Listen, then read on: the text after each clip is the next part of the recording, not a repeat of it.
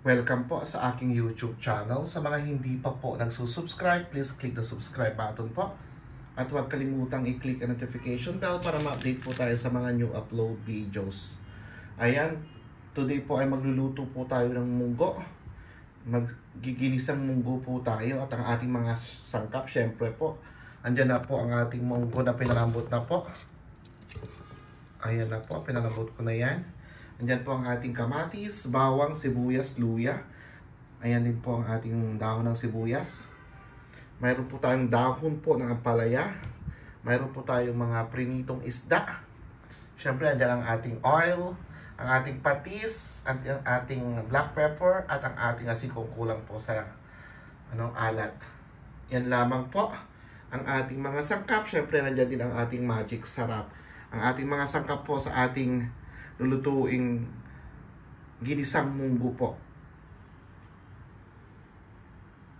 Ayan na po, inuno ako na po ang ating ginisa ko na po ang ating bawang, sibuyas at ang ating luya. Ayan na po. Ayan po ang una nating gagawin. Madali na lang po ito kasi luto na po ang ating munggo.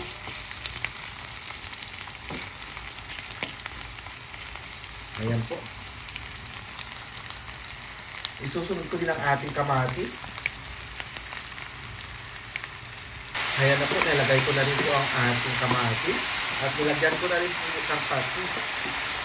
Ayan, i-medium na po natin sa patis ang ating kamatis, bawang, sibuyas at luya. Ayan po, at isusunod ko na rin po ang ating munggong pinalambot. Ayan po. Lutuin ko lang ng konti sa kamatis. Then ilalagay ko na po yung pinalambot na munggo. Ayan na po, ilagay natin ang munggo. Ayan. Ipaibabaw ko na rin po ang ating napritong isda. Ayan, nilagay ko na rin ang ating sili. Ayan na po, nilagay ko na rin ang ating isda. Yan po, gusto ko po siyang ihalo para po yung lasa ng isda ay magsama-sama po sila. Ayan, pakuluan ko lang siya ng konti. Ihalo ko na rin po ang dahon po. Ang dahon ng sibuyas at ang dahon po ng ampalaya. Ayan, lutuin ko lang ng konti itong isda, tinihalo ko yung mga dahon po. Tinimplahan ko na po siya, tinikman at okay naman po ang lasa.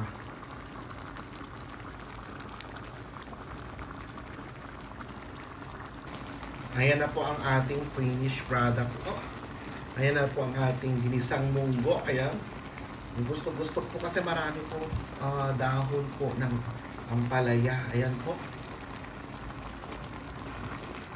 Ayan, kainan na po. Pwede na. Ayan.